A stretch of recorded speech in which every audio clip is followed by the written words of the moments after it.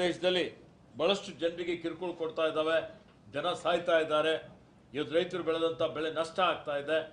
ಅದಕ್ಕೆ ಪರಿಹಾರ ರೀತಿಯಲ್ಲಿ ನಮ್ಮ ಟೀಮ್ ಆಗಲಿ ಅಥವಾ ನಮ್ಮವರಿಗೆ ಸಹಕಾರ ಮಾಡಲಿಕ್ಕೆ ಎಕ್ಸ್ಪರ್ಟೀಸ್ ಏನಿದೆ ಅದನ್ನು ಕಳಿಸ್ತೀವಿ. ಡಾಟಿಂಗ್ ಮಾಡಲಿಕ್ಕೆ ಇರ್ಬೋದು, ವೆಟರ್ನರಿ ಇರ್ಬೋದು, ನಮ್ಮಲ್ಲಿರುವಂಥ ಸಹಕಾರ ಕೊಡ್ತೀವಿ ಅನ್ನುವಂಥ ಒಂದು ವಿಚಾರವನ್ನು ನಾನು ಈಗಾಗಲೇ ಅವರಿಗೆ ಹೇಳಿದ್ದೇನೆ.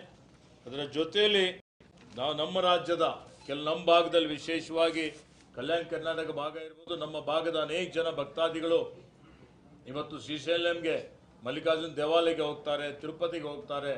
ಅಲ್ಲಿ ನಮ್ಮ ಕಲ್ಯಾಣ ಮಂಟಪ ಮಾಡಲಿಕ್ಕೆ ಜಮೀನು ಕೊಟ್ಟಿದ್ದಂಥದ್ದು ರಿನ್ಯೂವಲ್ ಆಗಿಲ್ಲ. ಇಂಥ ಕೆಲವೊಂದು ಪ್ರಕರಣಗಳು, ರಾಜ್ಯದ ಸಮಸ್ಯೆಗಳು ನಾನು ಅವರಿಗೆ ಗಮನಕ್ಕೆ ತಂದಿದ್ದೇನೆ. ಅದಕ್ಕೆ ಪರಿಹಾರ ಕಂಡುಕೊಳ್ತೀವಿ ಅನ್ನುವಂಥ ಒಂದು ಭರವಸೆಯನ್ನು ಕೊಟ್ಟಿದ್ದಾರೆ. ಮತ್ತು ಬರುವಂಥ ದಿನಮಾನಗಳಲ್ಲಿ ತಿಂಗಳಿಗೆ ತಿರುಪತಿನೂ ಅಲ್ಲಿನೂ ಸಹಿತ ಇವತ್ತು ನಮ್ಮ ಭಕ್ತಾದಿಗಳು ಹೋಗಿದ್ದಂಥವರಿಗೆ ದರ್ಶನ ಇರ್ಬೋದು ಅಥವಾ ಅವರಿಗೆ ವಾಸ್ತವ್ಯ ಮಾಡಲಿಕ್ಕೆ ಕಲ್ಯಾಣ ಮಂಟಪಗಳಿರ್ಬೋದು, ಅಲ್ಲಿನ್ನೂ ಹೆಚ್ಚಿನ ಒಂದು ಮೂಲ ಸೌಕರ್ಯ ಒದಗಿಸಿಕೊಡ್ಲಿಕ್ಕೆ ಸಹಕಾರ ಮಾಡಬೇಕು ಅನ್ನುವಂಥ ಒಂದು ಮಾತನ್ನು ನಾನು ಪವನ್ ಕಲ್ಯಾಣ್ ಅವರಿಗೆ ನಾನು ಮನದಟ್ಟು ಮಾಡಿ ಕೊಟ್ಟಿದ್ದೇನೆ. ಮತ್ತು ಈಗಾಗಲೇ ಅವರು ಮಾತಾಡೋ ಹೊತ್ತಿನಲ್ಲಿ ಒಂದು ಮಾತು ಭಾಳ ಹಿಡಿಸ್ತು ನನಗೆ. ಏನಪ್ಪ ಅಂತ ಹೇಳಿದರೆ, ನಾನು ಉಪಮುಖ್ಯಮಂತ್ರಿ ಅಥವಾ ನನ್ನ ಸರ್ಕಾರದಲ್ಲಿ ಇದ್ದಿದ್ದಕ್ಕಿಂತ ಜಾಸ್ತಿ ನಾನು ಮೊದಲನೇದಾಗಿ ಐ ಆಮ್ ಎ ಕಾನ್ಸರ್ವೇಷನಿಸ್ಟ್. ನಾನು ಇವತ್ತು ಪರಿಸರವಾದಿ ಇದ್ದೇನೆ. ಪರಿಸರ ಸಂರಕ್ಷಣೆ ಮಾಡಲಿಕ್ಕೆ ನಾನು ಅರಣ್ಯ ಇಲಾಖೆ ಜವಾಬ್ದಾರಿ ತಗೊಂಡಿದ್ದೇನೆ ಅನ್ನುವಂಥ ಒಂದು ಮಾತನ್ನು ಹೇಳಿದ್ದಾರೆ.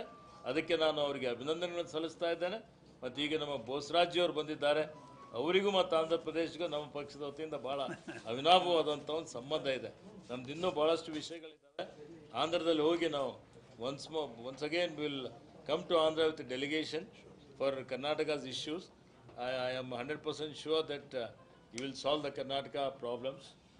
So ಈ ರೀತಿಯಲ್ಲಿ ಬಂದಂಥ ಪವನ್ ಕಲ್ಯಾಣ್ ಅವರಿಗೆ ನಾನು ಮತ್ತೊಮ್ಮೆ ಆರ್ಥಿಕ ಸ್ವಾಗತವನ್ನು ಬಯಸುತ್ತಾ, ಈಗ ನಾವೇನು ಇವತ್ತು ಒಪ್ಪಂದ ಮಾಡಿಕೊಳ್ತೀವಿ, ಒಡಂಬಡಿಕೆ ಮಾಡಿಕೊಳ್ತೀವಿ, ಇವತ್ತು ಆನೆಗಳ ಇದನ್ನು ಪಳಗಿಸುವಂಥದ್ದು ಇರ್ಬೋದು, ಈ ಎಲ್ಲ ವಿಷಯಗಳು ಇವತ್ತು ನಮ್ಮ ಹಿರಿಯ ಅಧಿಕಾರಿಗಳು 12ನೇ ತಾರೀಕಿಗೆ ಒಂದು ಒಪ್ಪಂದವನ್ನು ಮಾಡಿಕೊಂಡು ಅದನ್ನು ವೇ ಫಾರ್ವರ್ಡ್ ತೊಗೊಂಡು ಹೋಗ್ತೀವಿ ಅನ್ನುವಂಥ ಒಂದು ಮಾತನ್ನು ಹೇಳಿ ಅವರಿಗೆ ಮತ್ತೊಮ್ಮೆ ಕರ್ನಾಟಕ ಅಲ್ಲ, ಈಗ MOU ಡೀಟೇಲ್ ರೆಡಿ ಮಾಡ್ತಾ ಇದ್ದಾರೆ. 12ನೇ ತಾರೀಕಿಗೆ ಎಕ್ಸ್ಚೇಂಜ್ ಮಾಡಿಕೊಂಡು ಸೈನ್ ಮಾಡಿ ಅದನ್ನು ಕಾರ್ಯಗತ ಮಾಡ್ತೀವಿ. ಎಲ್ಲರಿಗೆ ಧನ್ಯವಾದಗಳು. Thank you all. ಈಗ ಮಾನ್ಯ ಪವನ್ ಕಲ್ಯಾಣ್ ಅವರು ಮಾತಾಡ್ತಾರೆ.